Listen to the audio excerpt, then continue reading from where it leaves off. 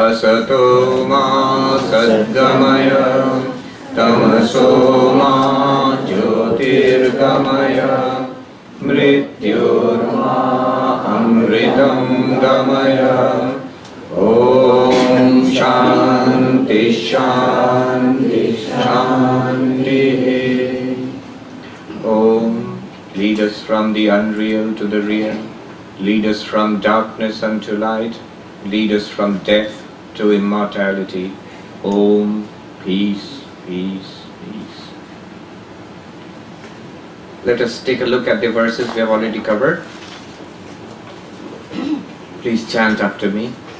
Natvam deho nate deho, natvam deho nate deho, bhokta karta nava bhavan, bhokta karta nava bhavan, chidruposi sada sakshi, chidruposi sada sakshi, nirapeksha sukham chara, nirapeksha sukham chara, ragadvesho manodharmo, ragadvesho manodharmo, namanaste kadachana, namanaste kadachana, nirvikalposi bodhatma, nirvikalposi bodhatma, nirvikara sukham chara, nirvikara sukham chara, sarvabhuteshu chatmanam, sarvabhuteshu chatmanam, sarvabhutani chatmani, sarvabhutani chatmani, vijnaya nirahankaro, vijnaya nirahankaro, nirmamastvam sukhi bhava, nirmamastvam sukhi bhava, vishvam spurati yatredam, vishvam spurati yatredam, taranga iva sagare, taranga iva sagare, tattvam eva na sandeha, tattvam eva na sandeha, chinmurte vijvaro bhava, chinmurte vijvaro bhava, shraddhasva tata shraddhasva, shraddhasva tata shraddhasva, natra moham kurushva bho, natra moham kurushva bho, jnana swarupa bhagavan, jnana swarupa bhagavan, atma tvam prakrite paraha, atma tvam prakrite paraha. So we are done up to this. As I said, the 8 verses really lot is packed into it. If you look at the third quarter of the 8th verse, Jnana Swarupa Bhagavan Atma. Take Atma as Jivatma, ourselves. Bhagavan as Paramatma. Both are the same thing. Same thing means what? How can I be God? How can Jivatma be Paramatma? Impossible. But both are actually Jnana Swarupa. In Mahavakya Vichara, there's something called Vakyartha and Lakshyartha. Yes, Vakyartha and Lakshyartha. Here the Lakshyartha is being pointed out. Vakyartha is impossible. Vakyartha means the direct meaning of the Mahavakya. I am God, you are God. Impossible. We might feel, oh that's cool, I am God. But it's not true. When the dualists become very angry with us, non-dualists, sacrilegious thing you are saying, you think you are Ishvara, you little insect, and you are comparing yourself to Ishvara. We are not saying that this individual person is Ishvara. So there is this funny story about Ramdas, this Richard Alpert was Ramdas, earlier who had come here. Some stories there, that his younger brother was had some mental problem and he was put in an asylum and all of that. So one day he went to meet his brother. Ramdas went to meet, the monk went to meet his brother. And his brother said, see, it is so unfair. You tell people, Shivoham, I am Shiva, and people respect you, they salute you, they touch your feet. I tell people I am Shiva, they put me in this, they lock me. Then Ramdas told his brother, he said, brother, you see, when I tell that I am Shiva, I mean we are all Shiva. Our real nature is Shiva. When you are saying that I am Shiva, you mean that you are Shiva, everybody should worship you. And so they are worshipping you, put you in jail, that is the worship, the suitable worship for you. As an individual being, this little creature by itself is not Shiva. But what you really are, that pure consciousness, that is Chidananda Rupa Shivoham. To discover my Shiva nature, first I must do the Neti Neti. Mano Buddhi Ahankara Na Aham. Nacha Shrotra Jibhe, Nacha Grana Netre. I am not the mind, not the intellect, not the ego. Even Aham, Na Aham. I, literally, if you translate, it sounds crazy. I am not I. I means the ego. I am not the ego. Mind, intellect, ego. So why am I not the ego? Why am I not the mind, if you ask? Go back to verse number 4. Natvam deho nate deho. If someone asks you, convince me, Drishyatvat, Savikaratvat, Jadatvat, Anekatvat, and Bahyatvat. Because here, 5, how many more reasons do you want? My Lord, I rest my case. You are not the body, not the mind. Then only are you justified in saying Chidananda Rupa Shivoham Shivoham. So this is what is being said here. So I am Chidananda Rupa Shivoham. Then what is Shiva? What is Bhagavan? Bhagavan is also Chidananda. You remember the structure of Vedanta? What is the definition of Jiva? Jiva is Ajnana Upahita Chaitanya. Consciousness in association or limited by Ajnana, Vyashti Ajnana. And what is the definition of Ishvara? Samashti Ajnana Upahita Chaitanya. Samashti Ajnana, another name is Maya. Maya Upahita Chaitanya. Consciousness, infinite consciousness. That is Chaitanyam, limited. If you know this, if Vedanta 101, fine. If you don't know it, don't bother. Not that you are missing something very great. Simply that it's a very nice structure to understand. Many people don't know that in Vedanta very precise definitions of God and man are there. Jiva and Ishvara, very precise definitions. Very clear definition. God is the final mystery. No. Very clear.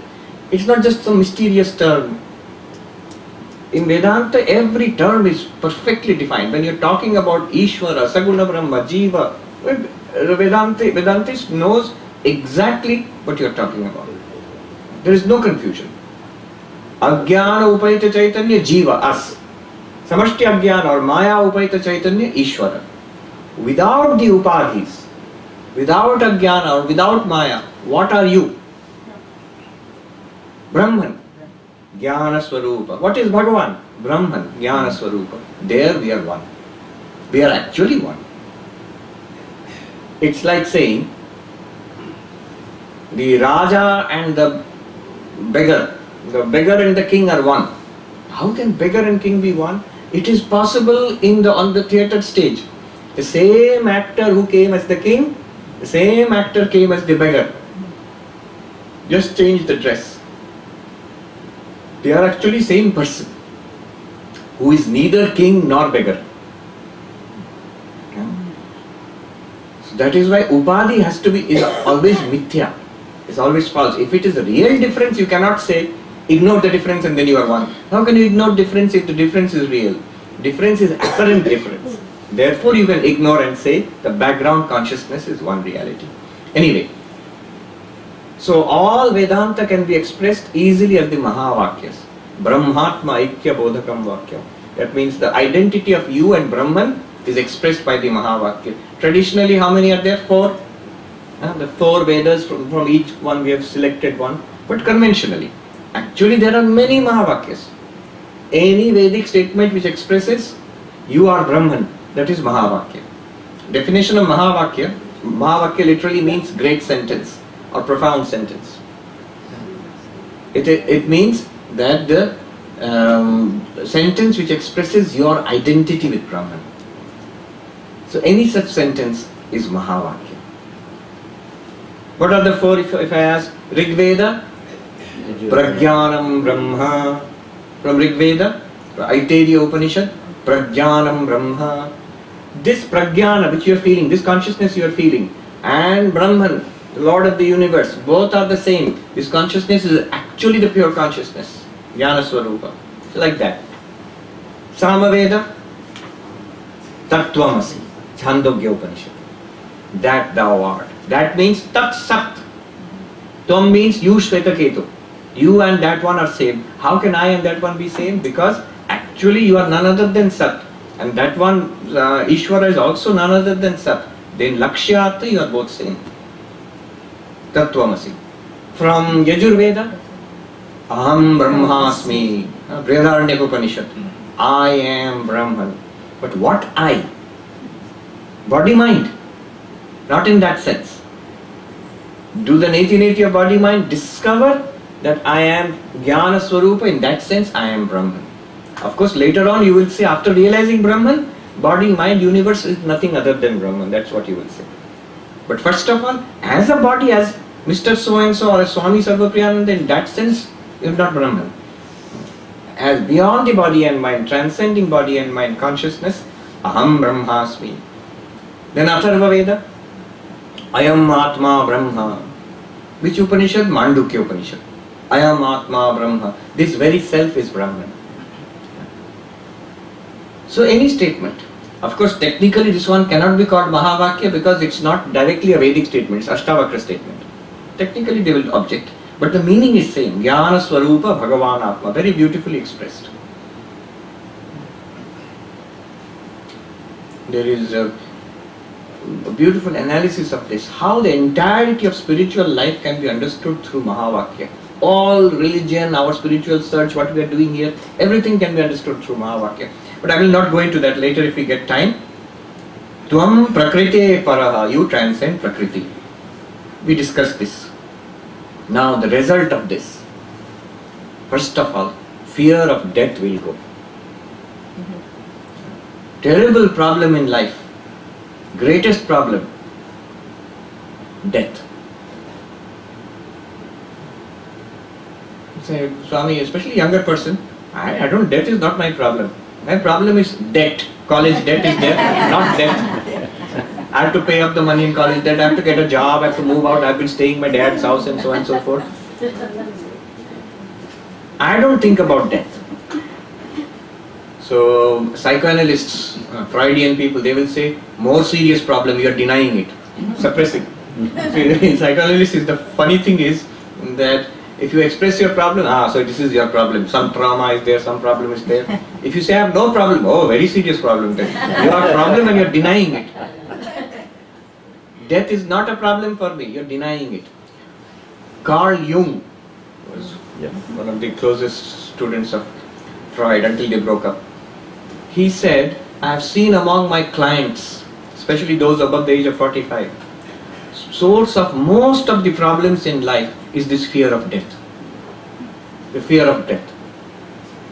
Sorrow, suffering, uneasiness, anxiety, pathology comes from this fear of death.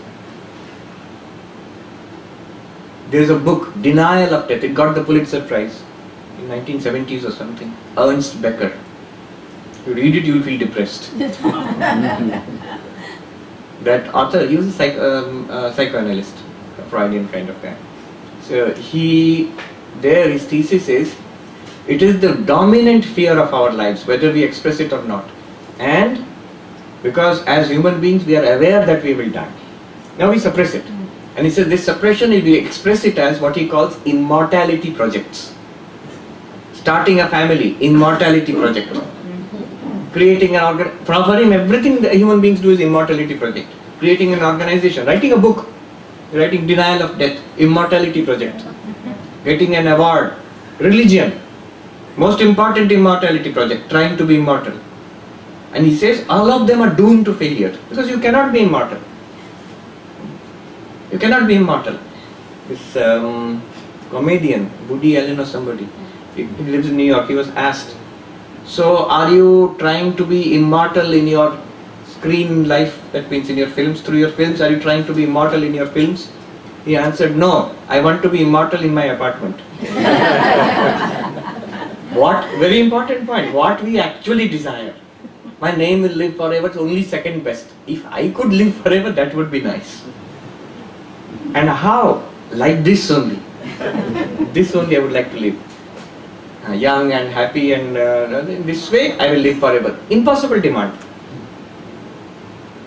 So immortality projects. Now what does Ashtavakra say?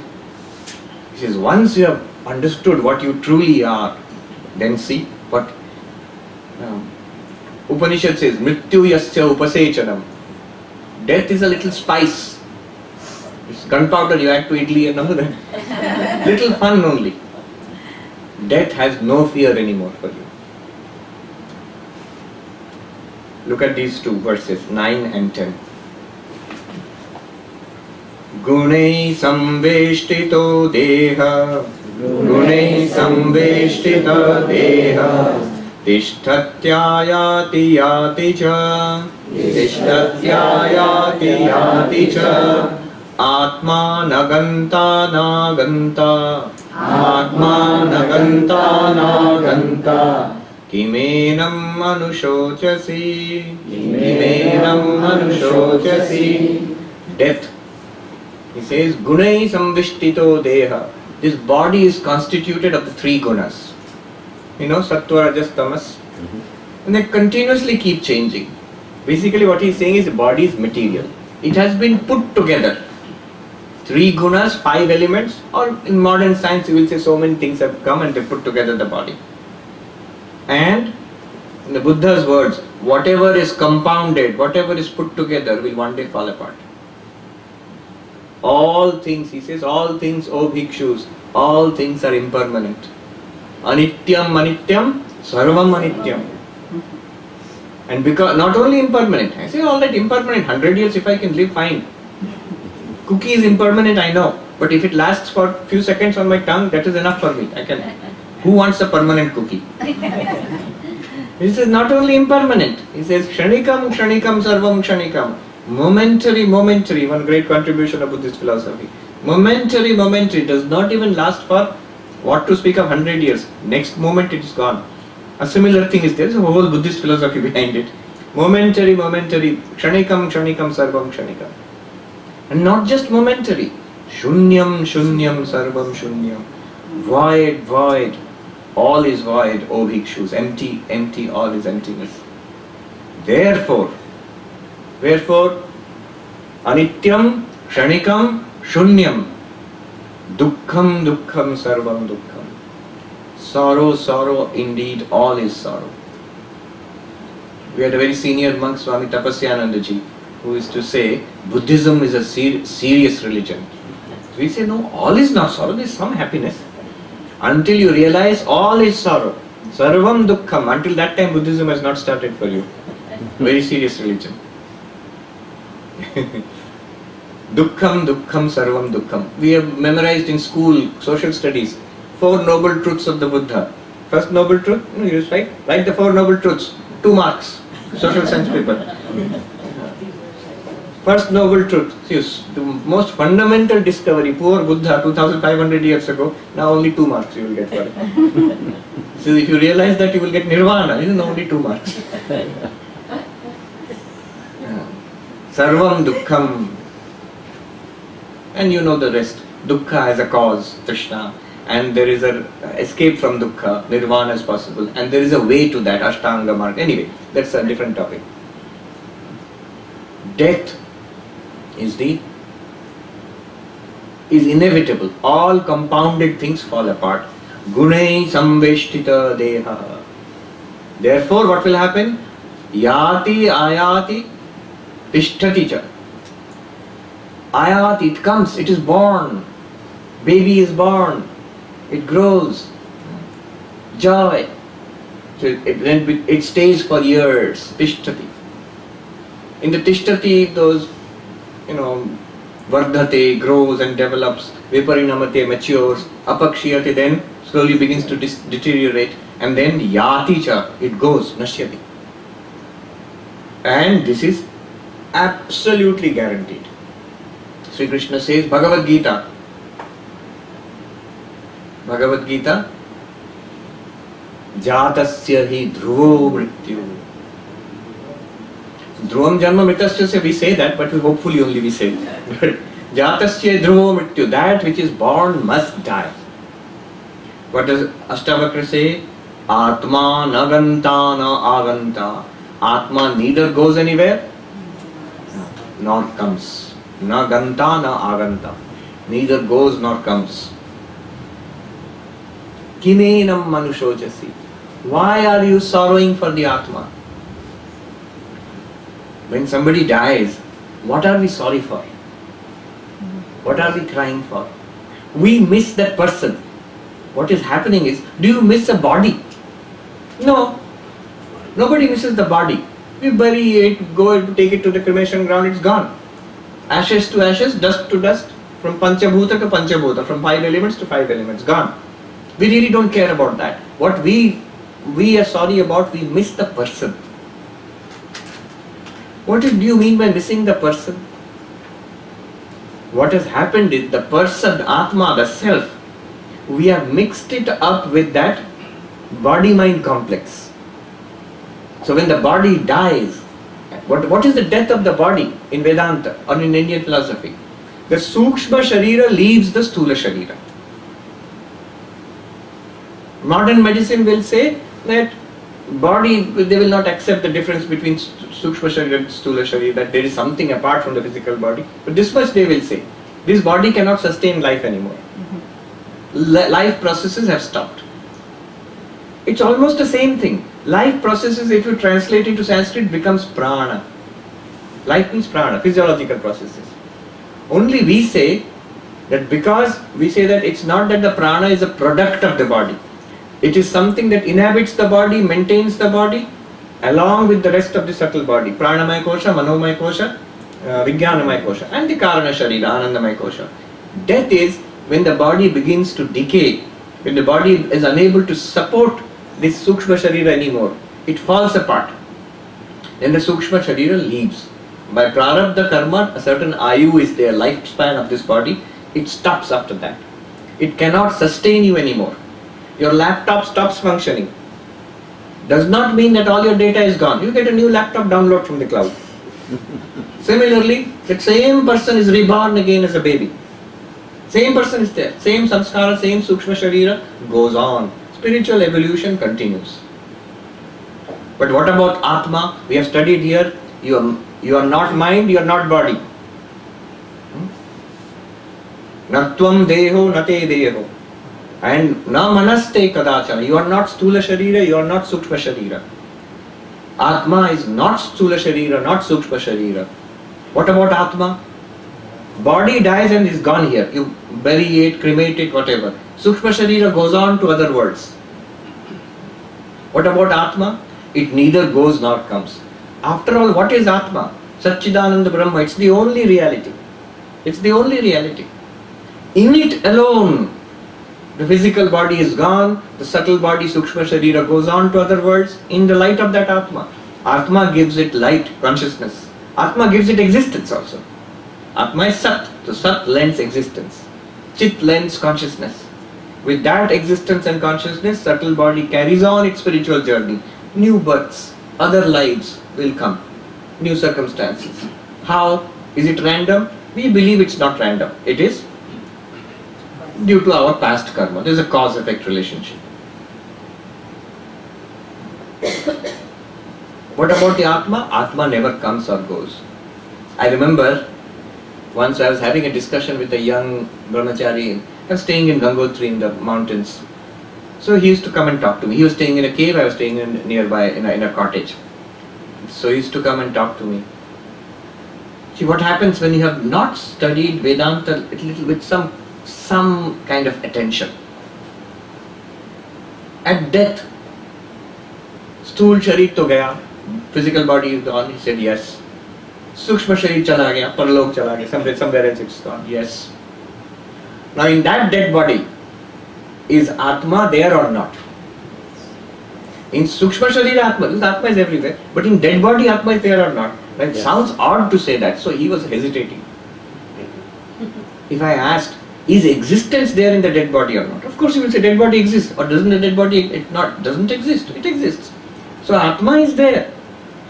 When you say Jivatma has gone, what do you mean? The subtle body has gone.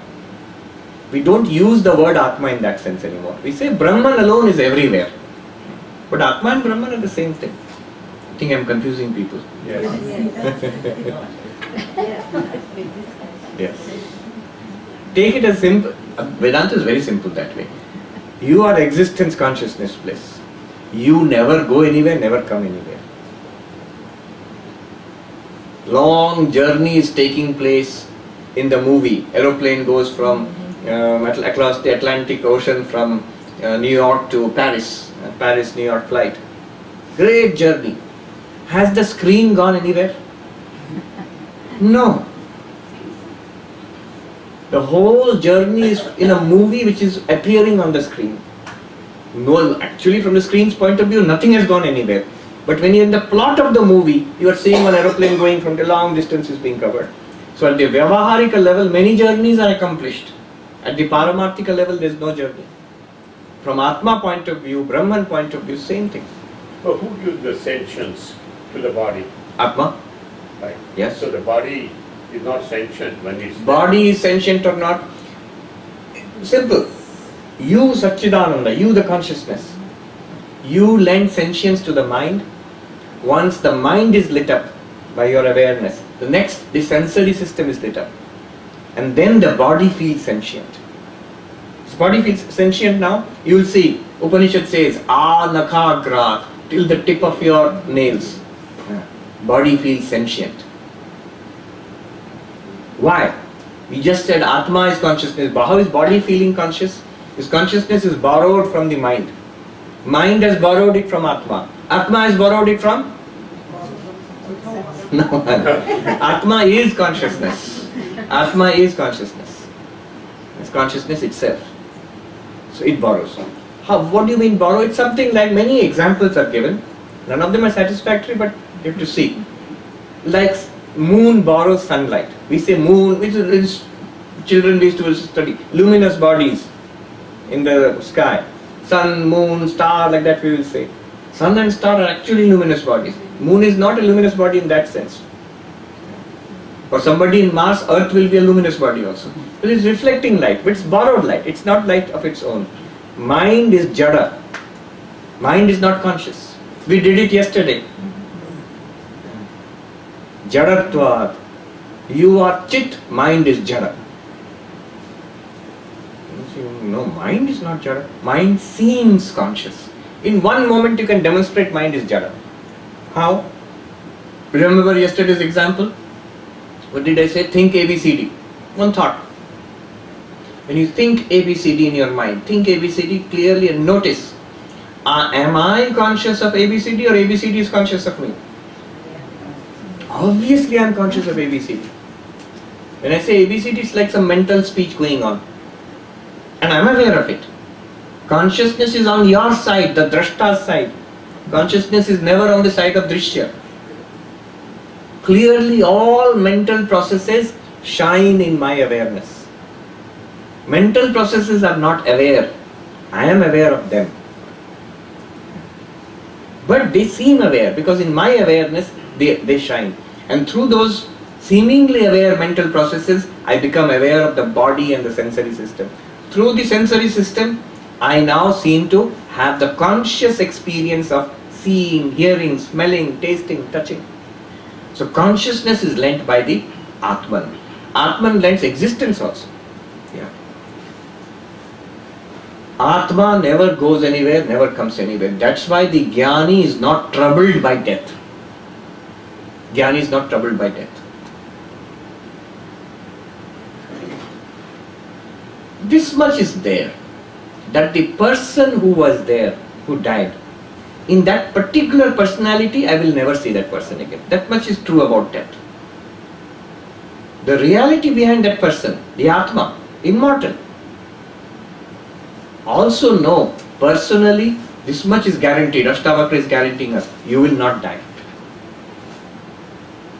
We know one day everybody has to die. But what Ashtavakra is saying, that one day when you see your body falls apart, there is sickness and you feel ICU pain, the doctors are rushing, artificial resuscitation is going on, and they say, oh finished, take it to the morgue. You will see at that time, remember one thing. Oh, Old Ashtavakra was right. I am still here. That much only. I am telling you now, remember. Keep it sealed up, for that interesting time will come. Don't worry about it. Ashtavakra is saying it is nothing to you.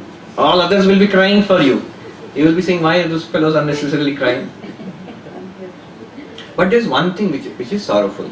Sri Ramakrishna beautifully points it out. He had a nephew, Akshay, who was very, very close to him, very, very dear to him. And that boy died in front of Sri Ramakrishna, illness. When he was dying, Sri Ramakrishna was standing there in a sort of semi-ecstatic state and smiling. People were thinking he is heartless. Later on, he wept bitterly. When they asked him, what happened? Why were you smiling then? Why did you weep? He said, when that boy was dying, others were crying, I clearly saw like a sword being pulled out of the scabbard. I saw the Jivatma. Notice, Jivatma. He did not say Paramatma, Brahman or something. Jivatma leaving the body. That means that entity is still there. The body is gone. So I was smiling. Why did you cry then? You know he's still there. I cried because in that way I will never see him again. My most beloved person is gone forever. And he said, such a touching description. He said, it felt, in India you take a bath and they use a towel to it. He said, like wringing a towel. My heart was feeling like that. That I'll never see that boy again in that form. Showing thereby both sides of it. And when people suffer at the death of a beloved person, it's not a joke. There is a real sense in which people suffer. But there is also a greater real sense in which death is conquered. That reality who appeared as your beloved person, that reality is still there.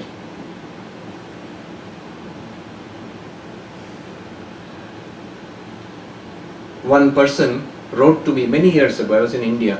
You know that Malaysia Airlines, they lost two planes. One is they totally lost, which they still cannot find.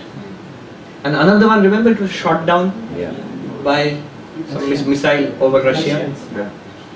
Then somebody wrote an email to me. This boy was in Netherlands. That's where the plane had originated, I think Amsterdam or somewhere.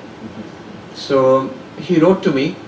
He's saying, I watched your, it may sound childish, but he said, I watched your video and all this about Vedanta. My girlfriend was on this plane. So will I be ever one with her? Will I ever meet her again? Two questions he asked. Can I know her thoughts at the end of that? And will I ever meet her again? Two questions he asked. So I said, look, from a Vedantic perspective, so I am giving a very academic answer to that person wanted little consolation. But anyway, the truth is, from Vedantic perspective, we don't say whether you can know that person's thoughts. That thing which I said, the Chidavas alone in each body, it knows the contents of that particular mind. So, even when you realize the Atman, it's not that you will be able to know the thoughts of everybody. Certain yogis, they have powers they can know. That's a different thing. Second, whether you will meet that particular Jivatma again in your spiritual evolution or not, I cannot say. But what Vedanta says, much more important than that, you are forever united with this person you called your girlfriend. You are forever, eternally united as the Atman. What she was really and what you are really, you are one. Never separate. I think that's a more important thing. That's a more important thing. After all, when we meet as persons, how close are we? We cannot be all that close as human beings. But as the Atman, we are literally one. Not just close, we are one reality. But remember, one reality, not only your most beloved person, your most ferocious enemy also. One reality. We are united with everybody and everything in this world. Not even united, identical. Atma na ganta na aganta. Atma is neither born with the birth of the body, appears to be born. Atma does not die or go away with the death of the body. Now, Atma may be there, I don't care about that Atma fellow, but my beloved person has gone, my father, mother, somebody died. He is gone. Your father, mother, what you are thinking is delusion. That father, mother is nothing other than this Atma. Ashtavakra is pointing out the essential truth. Really, at the deepest level, most philosophical level, you can see death is not a problem. But first you must discover it within yourself. Then only you will be able to see it everywhere. Next verse. Sorry, Yes. can you explain a little bit, once you said Jivatma leaves the body, Yes. right? You also said that Atma never comes and never goes. Yes. When Jivatma leaves the body, so it goes, takes another body, and Yes. again Adhisthana. Yes. But the difficulty is, what is it that is actually going? What is it that is actually going? Vedanta has a very interesting structure, very simple structure. Yes. Repeat his question. So his question was, the Jivatma, you said Jivatma leaves the body. So what is it that is actually leaving? Besides that. What is it that is actually leaving? What is it that is actually leaving? Yeah, simple Vedanta structure. Body is dead. Now what is this Jivatma? What is it? What do you mean by body-mind complex actually? What is here when you look? How does Vedanta analyze this? Panchakosha, Shariratrayam, 3 bodies and 5 koshas. Same thing, 5 koshas, 3 bodies, you can map it. 3 bodies, Stula Sharira, Sukshma Sharira, Karana Sharira. But all 3 are bodies, it's not the Atma. What leaves is Sukshma Sharira and Karana Sharira. Atma being the same, Sukshma Sharira, Karana Sharira goes from this to that. And feels like individual unit. In terms of Panchakosha, what leaves? Annamaya Kosha leaves or stays? Stays. It dies, it goes back to nature. You burn it, it goes back to nature. Annamaya Kosha is gone. Yes. At the point of death, is it Sukshma Sharira and Karana Sharira one and the same? It's like Yes, Sukshma Sharira is dissolved back into Karana Sharira, like seed form. It does not function without the living body. So it both are there, however. So that little seed form, it travels away. That's the idea. And it goes on to, according to its prarabdha karma, it will go on to other worlds. That means there are many swargas or narakas, whatever. Let us not say naraka, let's go to different kinds of swarga. And then it is reborn again. Almost certainly in a human body, but maybe sometimes subhuman. So it is reborn, another Stula Sharira it gets. Then starts functioning again. Yes. So that is the idea. So logically, when we experience, is the death is the experience? Death will be experienced, yes. Okay. If you are, that is the interesting thing. If death, I am experiencing death, then I am not dead.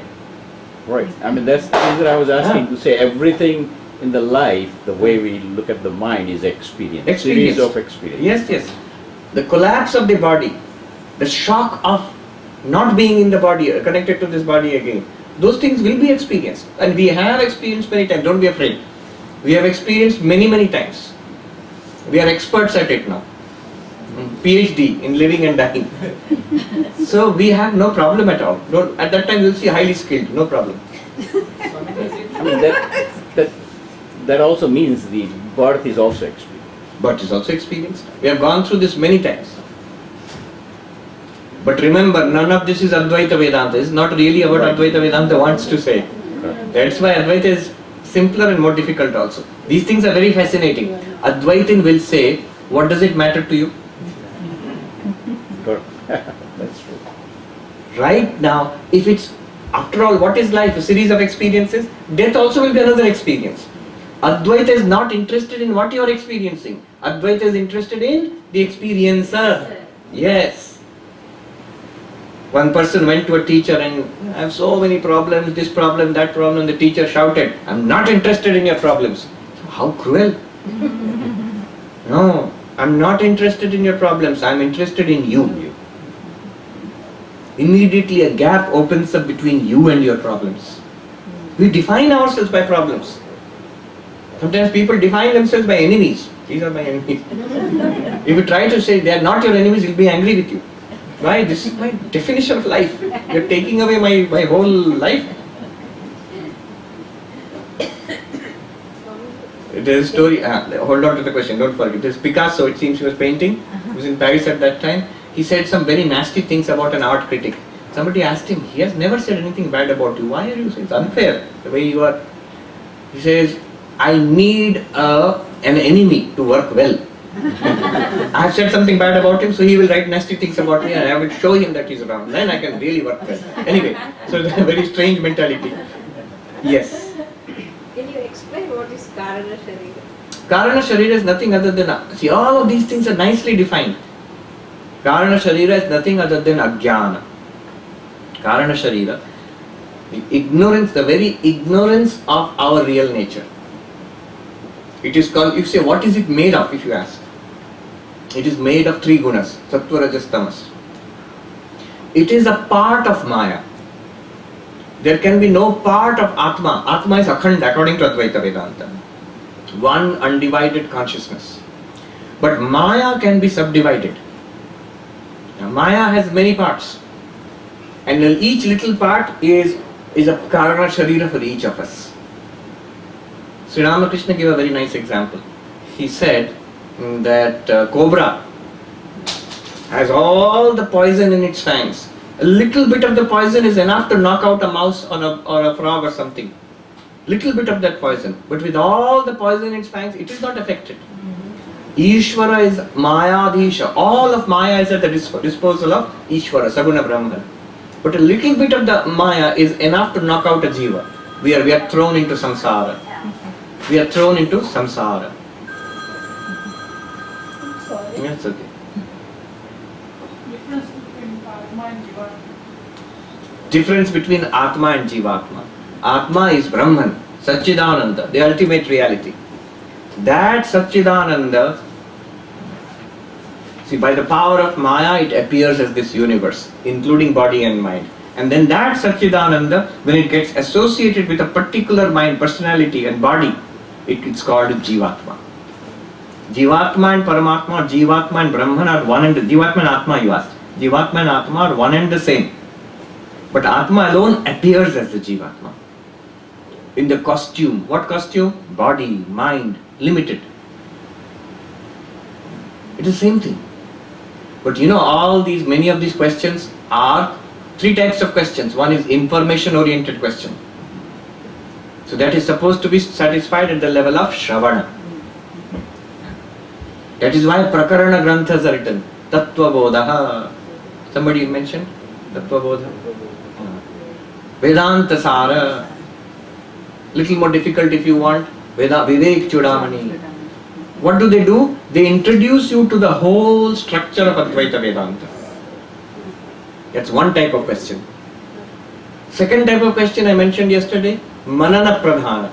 Very subtle argument you put forward. And you want to answer to that. Reasoning. I know that structure, but I have some doubts, just clarity. That Advaita Siddhi, as a Nayayika I am attacking, as a Buddhist I am attacking, or as a modern neuroscientist, Purva Paksha is there. I don't agree with your position. That is Manana Grantha. But this one is something beyond that. Here the question should be, point it out to me. Nididhyasana. Show me that I am the Atma. All questions are welcome, don't worry. All questions are welcome. The most interesting ones are this last one. You point it out to me. One difference between Atma and Jivatma, who asked there, would be, take your dream example. When we dream, in your dream you are there. Are you not there in your own dreams? You are a character in the dream. You are walking around, talking, doing things, traveling, enjoying, suffering. All of that is going on. Now you are actually lying on your bed and sleeping. But also you are part of the dream. There you are doing certain things. Now the difference is like that. If you imagine that person who is sleeping on the bed and dreaming, that one is like the Atma. And the person inside the dream walking around is like Jivatma. Roughly. That is the idea behind Vishnu in Ananta Shayana, he is sleeping. Anyway, now the person in your dream who is going to places and enjoying and suffering, that person in the dream is not apart from the dreamer. Because if the dreamer did not dream, that person wouldn't be there. Are you following? So the Jivatma is not apart from the real Atma. Jivatma is rather a limitation of the real Atma, apparent limitation. See, all this which we discussed now, you know what Ashtavakra would say? Foolishness. Birth and death and going from life to life, you are the Atman alone.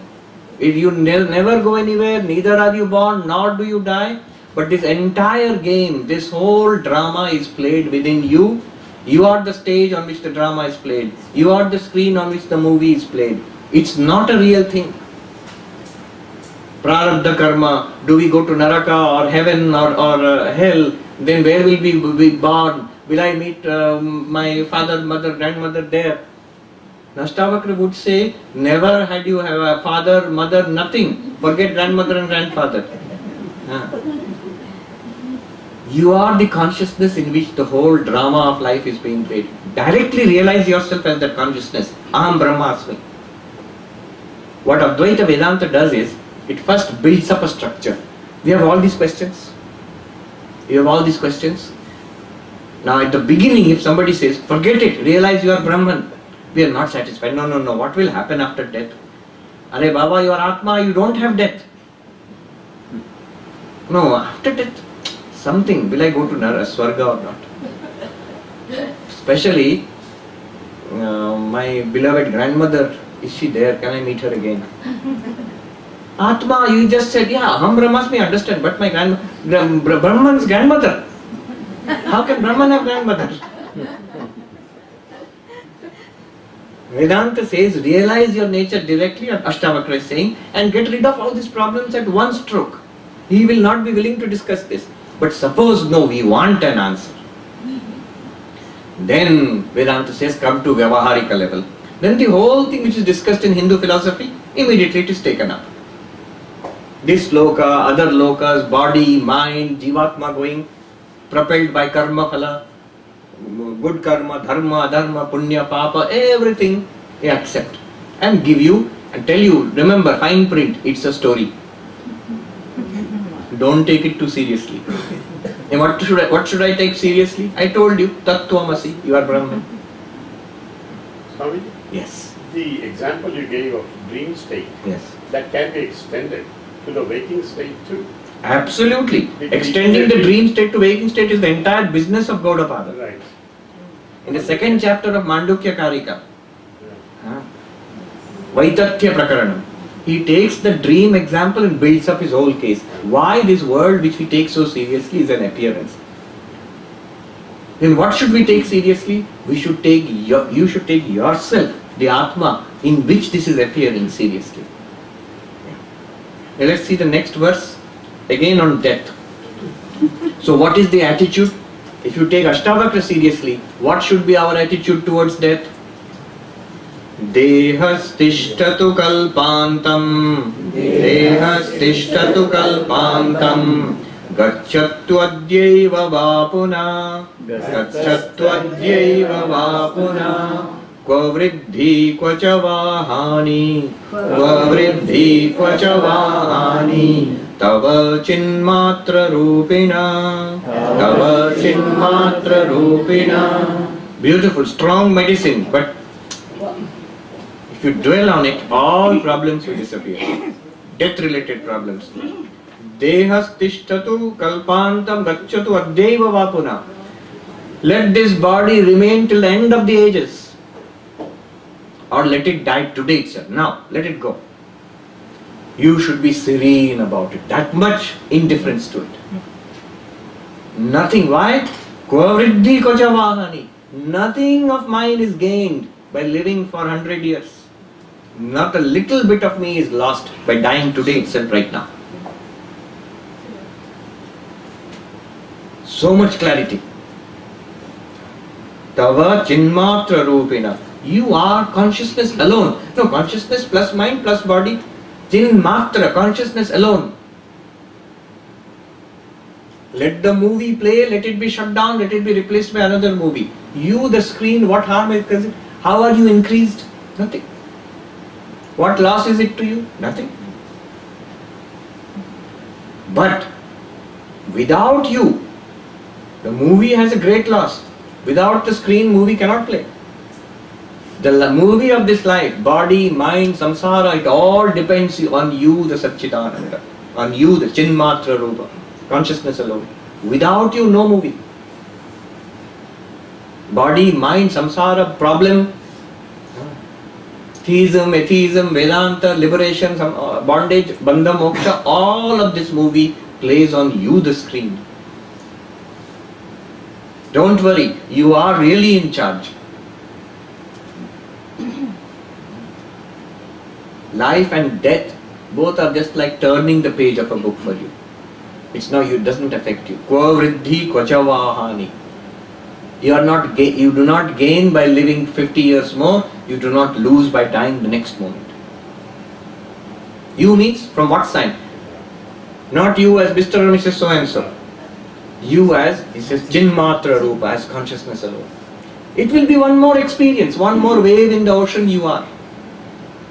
Wave has arisen and wave will settle back into you yourself, you the consciousness. Be relaxed and watch the fun. You cannot stop the waves from coming and going, but you know that you are the ocean. You know that you are the water in which the waves arise, play around and disappear. Be free. Sukham chara, live your life happily. And one may even say, live your death happily also. It's like a festival. Ashtavakra is very bold. It's not good to speak of the death. What Ashtavakra is saying, that most auspicious news, you cannot die. You cannot die. Yamaraja says, Mrityu yasya upasechanam in I think Kathopanishad. Death is like a spice, like a sauce. Makes life more tasty. Only because you survive it. If death is the end, I am finished by death, then terrible is the loss. So look at this verse. Dehas tishtatu, let the body remain. Kalpantam, till the end of the ages. Nowadays in Silicon Valley I hear that some of there's nothing more to do, become billionaires at the age of 30. Now only one problem remains, death. I must become immortal, like the Devas in the Swarga and all of that. How to preserve this body? How to preserve this body until sufficient technology is available for rejuvenating this body? They have got, actually, they're spending millions of dollars.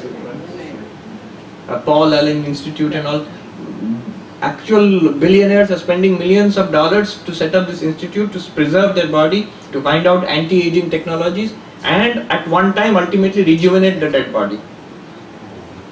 According to dollars that Bill Gates and Warren Buffett has, they said it's more, Bill Gates could be 4,000 years old.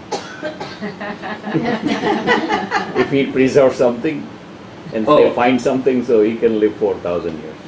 4,000 years. Why? It's worth investigating. This solid conviction, I am this body. Ashtavakra says nothing more pitiable can be imagined. This desperate attempt to hold on to this body. Ashtavakra says, take this seriously. We will say, our little doubt is there, this is a theory. The body is real. Ashtavakra says, not theory. Fact. Again and again, ask yourself, is it real?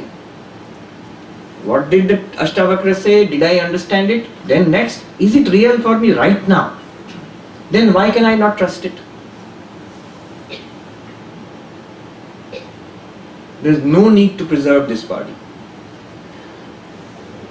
Swami Vivekananda, in one of his lectures, he said, see, in primitive religions, they first discovered that religion was born when they realized that there is something beyond death. So even in the primordial religions, before the major world religions today, you will find that even in cave paintings they find dead body like a ghost, something is coming out. So the idea was there But the feeling was there in the primitive religions, early religions, in many cases, that somehow this second thing which lives on after the death of the body, call it ghost, spiritual body, we call it Sukshma Sharira, somehow it is connected to the physical body. So even the dead body must be preserved properly, otherwise that subtle body will be harmed or they will be angry on us. So they kept the dead burial rituals and so many things were developed, up to the pyramids and everything, including food and drink. Sometimes poor servants would also be put in there. They have to die because their master has died. Why? That body is important because we know the body has died, but the subtle body in which that fellow is still living, it is somehow connected and always will come back here. This feeling of ghosts and all of that. As we developed further, we realized that person is actually the subtle body, not the dead physical body. So you can give up the dead physical body. That person is gone. That subtle body goes on. As you develop further, it's only later in the developments of Hinduism, Vedanta much higher, but Nyaya, Vaisheshika and all of that, they discovered that even subtle body is not the last thing. Beyond that there is the real Atman. So 3 levels of human personality: physical body, subtle body, Atma. Karan Sharira I'm not mentioning here, that's a technical thing. So what is to be realized, even the subtle body is not, see, it's not theoretical. Physical body is real or theoretical here? Real, right? No, you're not sure? It is real. And after some time, heavy dose of Vedanta, even physical body seems theoretical. So it is real. If you say this, you keep talking about subtle body, what is the subtle body? I'll say immediately, look inside. Do you have thoughts? Do you have feelings? Do you have memories? Do you have desires? What are those? Sukshma Sharira. That is actually literally called the Antakarana, but that's part of the Sukshma Sharira. Subtle body. And the one which is experiencing those, that is what we are called the Atma. Sakshi. Now, some religions retain those primitive point of view. They are the religions which continue with burial traditions. So, in the West, you're a body, a Christian or the Abrahamic religions, you're a body with a soul. When you die, in English what do you say? Give up the ghost. He gave up the ghost. Ghost means subtle body. In India we say, Sharir Tyag Diye. He gave up the body. So you are actually the subtle body who's giving up the physical body. But if you continue to think that physical body is the reality and somehow it is connected to one subtle body, then the importance of preserving the physical body. And on that will be built other theology also, that one day you will be resurrected in this physical body. Somehow, a horrible thought, you will come out of the graves. So all those things will come into the mind if you give too much importance to physical body. The sign of an advanced religion and a primitive religion. Advanced religion which gives importance to the subtle body, not to the physical body which is dead. Burn it, let it go. It's natural, material. And the one which gives more importance to the physical body. Even if it's dead, somehow preserve it. Just a point I wanted to make here. Ashtavakra, by the way, is far beyond these things. Ashtavakra will laugh at all of this. Ashtavakra will say, right here, now see what you are. And you will see the whole thing, physical body, real, subtle body, Swarga, Naraka, all of these are part of the movie playing on you, the consciousness. Yes, there is a question. You said that consciousness or Atma is the experience. Experiencer. Experiencer. For Sukshma Sharira, for physical body, we know how we experience things like Yes. as we feel.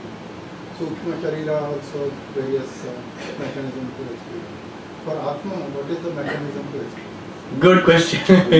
You see, you're saying Atma is the experiencer. Yes, he's saying Atma is the experiencer. But with physical body, we know how we experience. We are touching, walking, talking, doing things with the physical body. That's our experience in the physical body, living in the physical body. Internally, when we look inside, he says, subtle body what you call subtle body, thinking, feeling, that also we understand. That is experience. How does the Atma experience?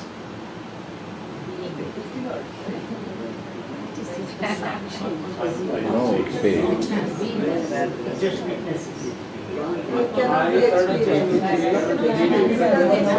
I will give you the answer. Very simple.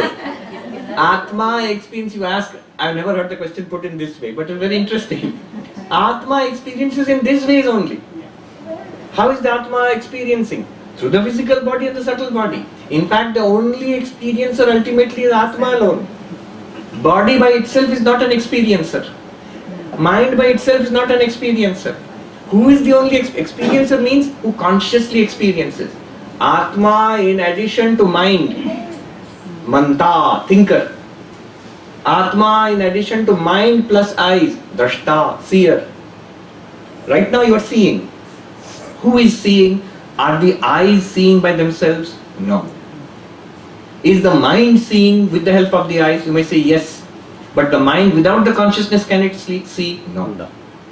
So it is the consciousness alone which is seeing. But to see, it requires mind plus eyes and plus object outside. To hear, it requires mind plus ears plus sound. Waves coming in. So all the... Yeah, question. Then Atma needs a body, right? Without the body, Okay, then- see now we are on track.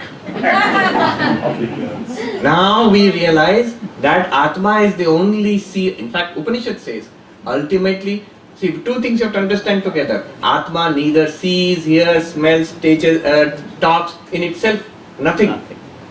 Just shines as existence, consciousness, bliss. But same Atma with the mind is the thinker. Same Atma with mind and ears and eyes is the seer, hearer. Kena Upanishad. Kena Upanishad. Keneshitam padati preshitam mana kena prana pratama prayiti yukta keneshitam vachamimam vadanti chakshu shrotram kaudeva yunakti. Question by the student. By what is my mind thinking about objects? Impelled by what within? This experience of thinking, feeling, desiring. Impelled by what are these words coming out? This conscious experience of speaking. This experience I am having of seeing, hearing, smelling. What is behind this? This is the question in Kena Upanishad.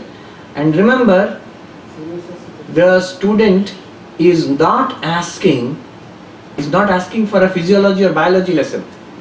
Please explain how the ears work or nose works or eye. No. He is asking for one thing which is common to seeing, hearing, smelling, tasting, thinking, walking, talking, all our conscious experiences. One thing behind it. And an answer, most interesting answer. Mysterious and profound answer. And if you understand it, most direct answer. Shrotrasya shrotram manaso mano yad vachoha vacham sau pranasya prana chakshushas chakshuratimuchya dhira pretyasmad lokad amrita bhavanti. In one sentence, the teacher gives answer to the student and what is to be done and the result of it also. Whole Vedanta answered there. And the rest of Kena Upanishad just developing this answer.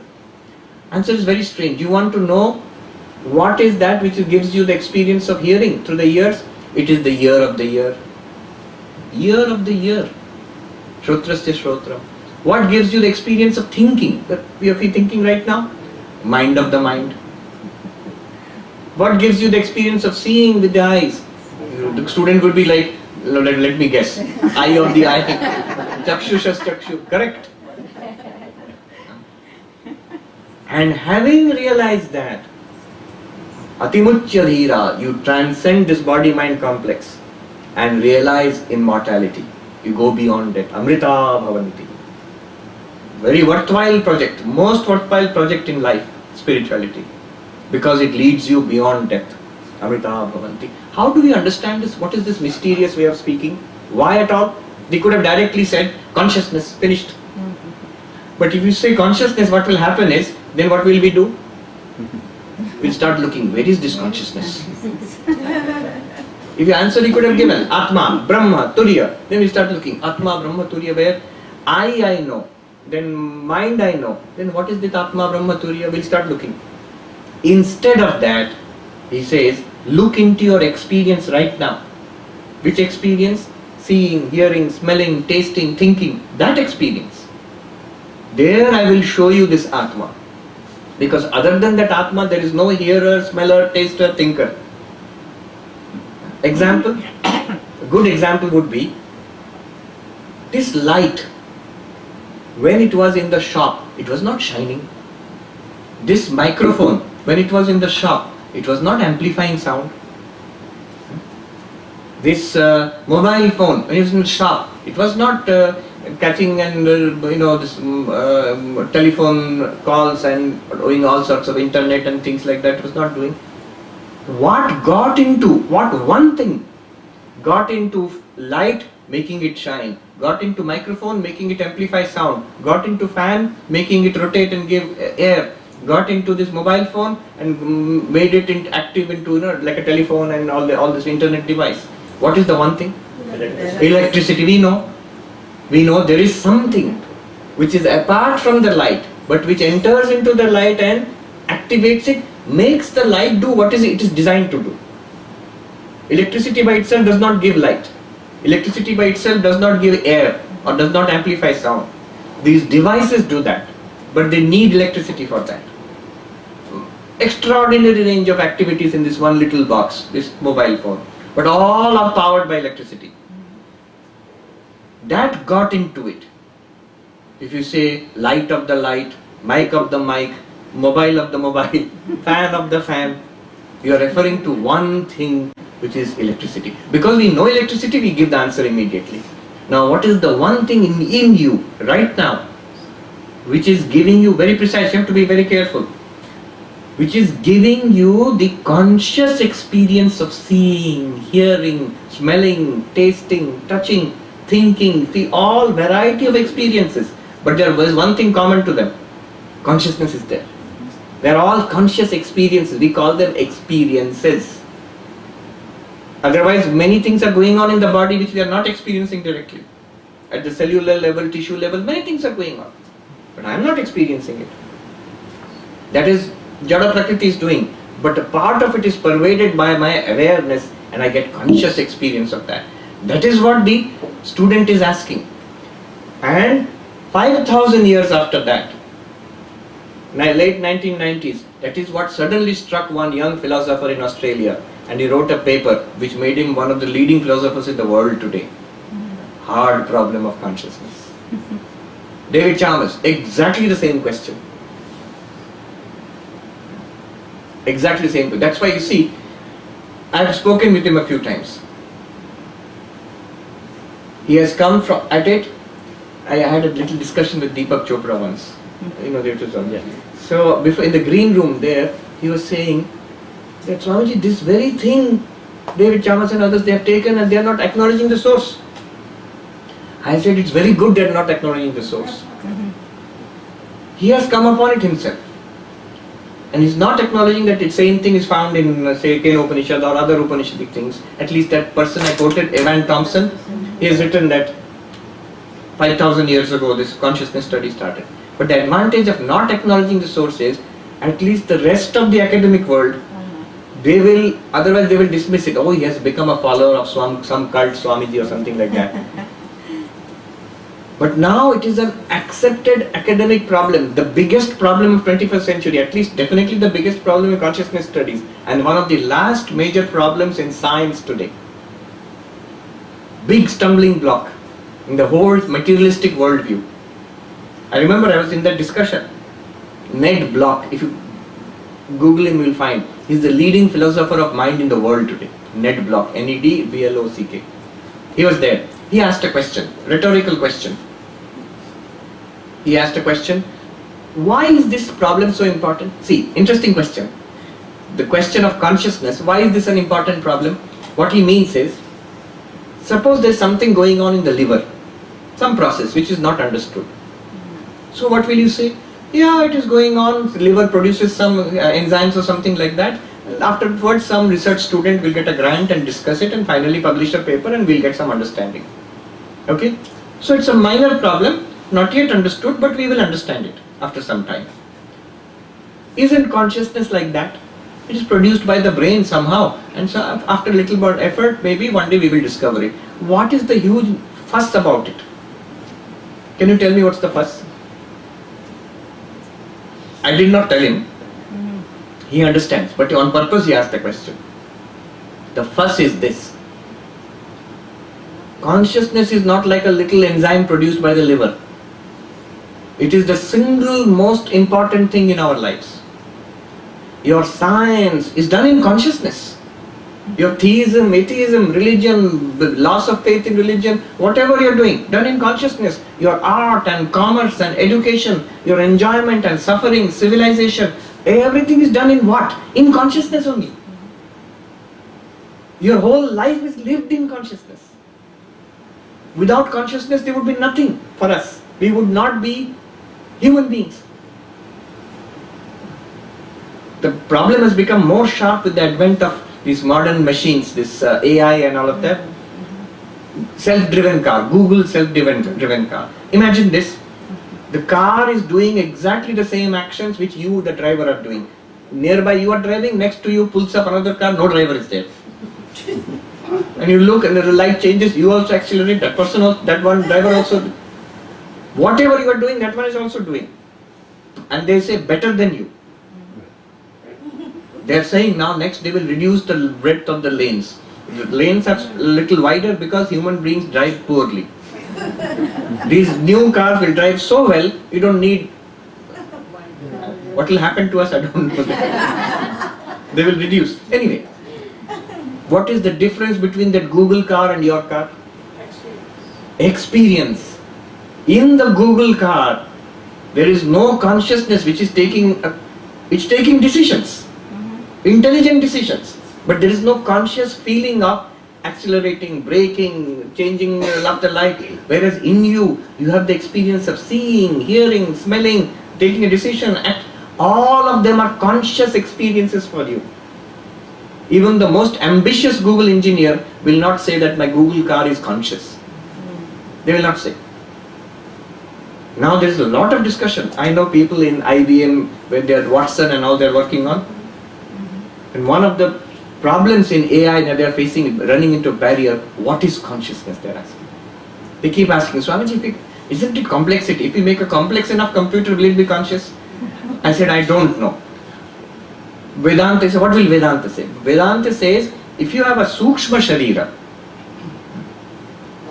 that can catch the light of consciousness of the Atman and become like us, conscious, sentient being.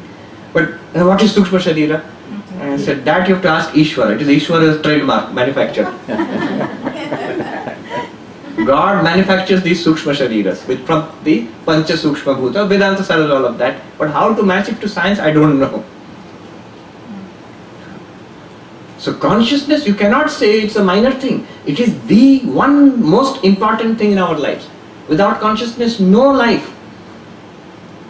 No spirituality, no religion, no atheism, no materialism, no science, civilization, nothing is possible. No life, no experience will be there at all. Anubhava will not be there without Chaitanya. Do you agree with me? Yes.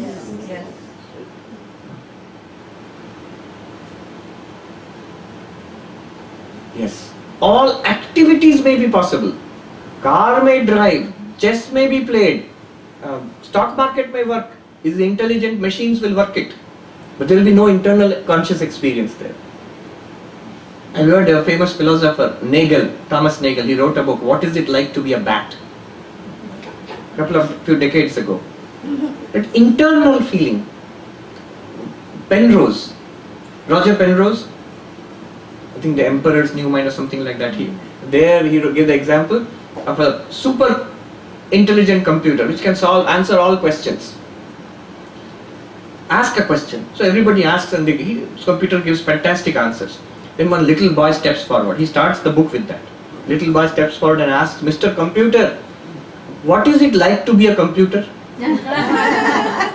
Computer churns away, but no answer is possible. Because it's not like anything to be a computer. There's nothing inside that. Uh-huh. Intelligence and consciousness are also not the same thing.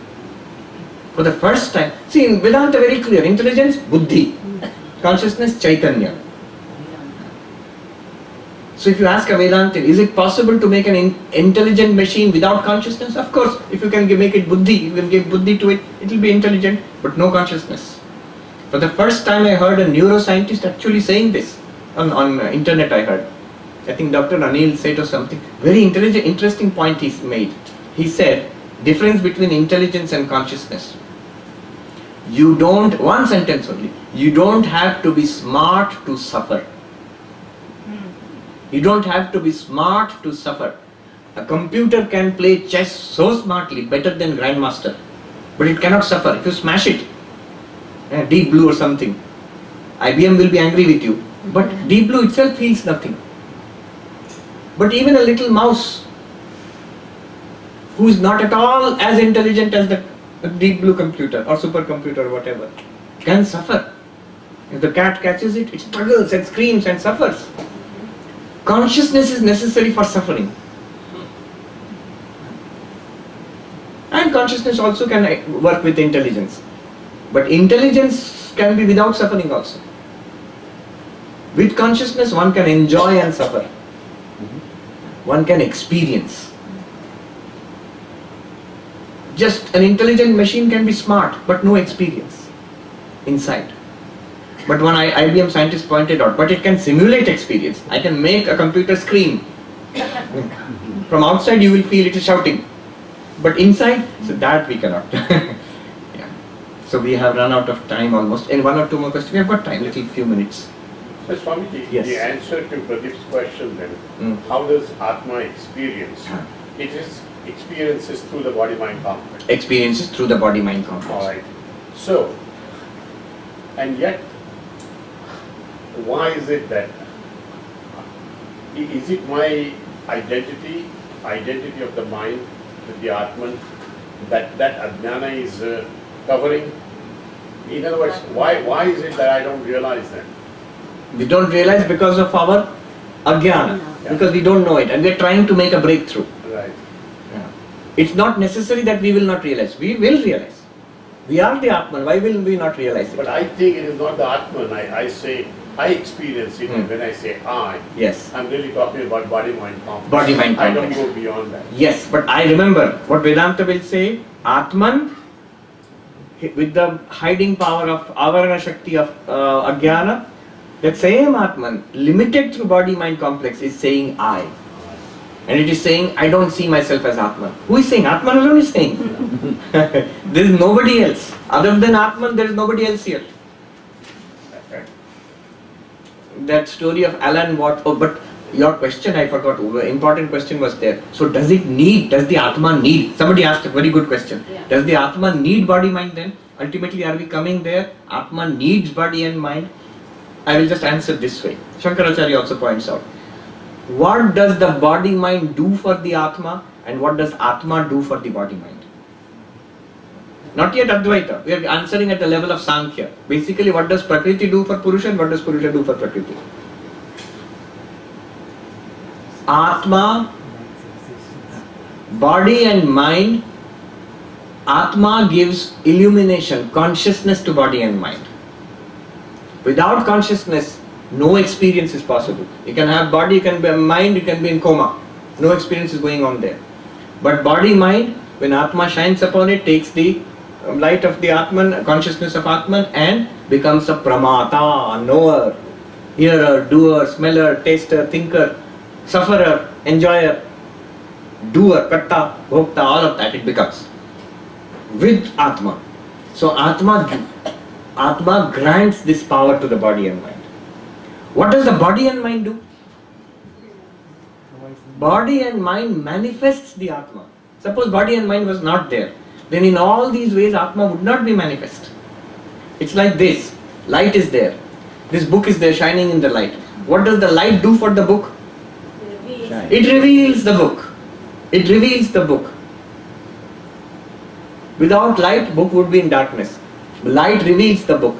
What does the book do for the light? We never asked this question.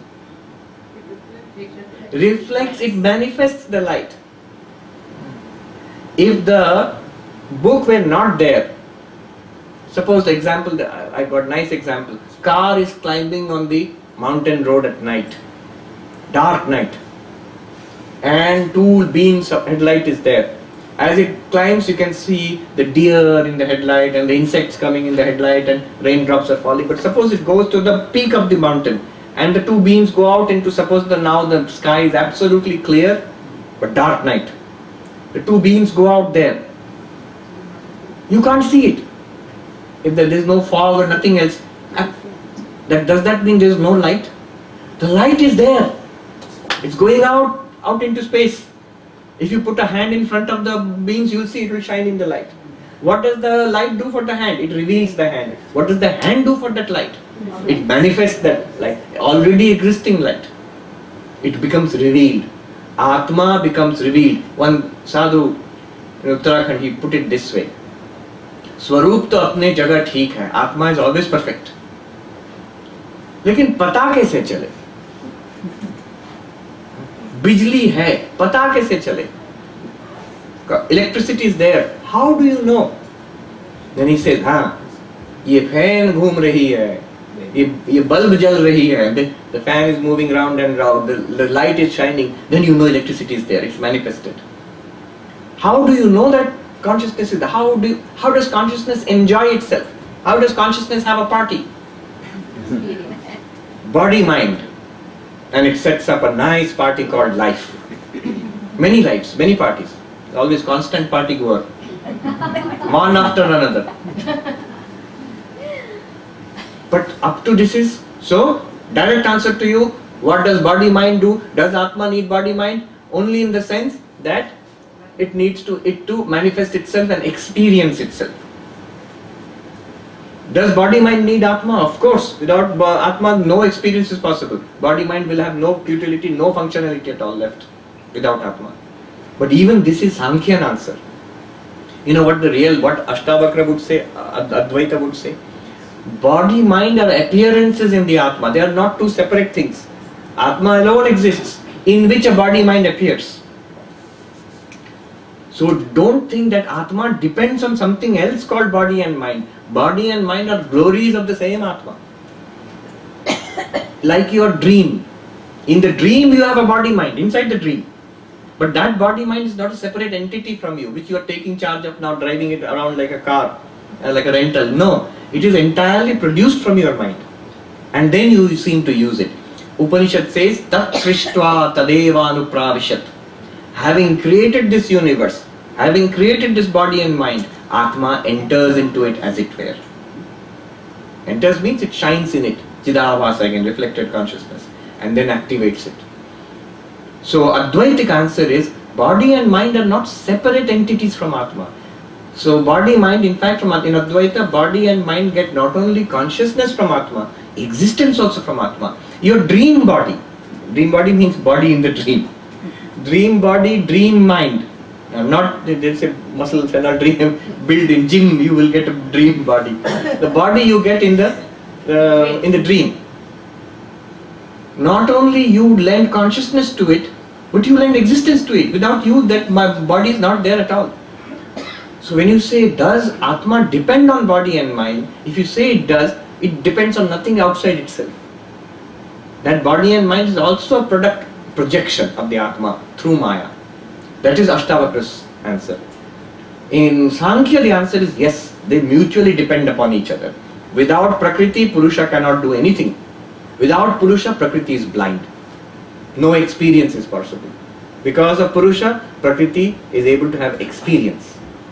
Without Prakriti, Purusha is helpless. Nothing can be done. No action is possible. Activity is possible. They mutually benefit each other in Sankhya philosophy. In Advaita philosophy, no mutual benefit. Prakriti is absorbed into Atma. Atma alone exists. Does that make sense? Yes. Now we are hungry. We need some Prakriti. Food provided by Prakriti. Experience, yes. Bhoga. Om Shanti Shanti Shanti Hari Om Tat Sat. Shri Ram Krishna Arpanamastu.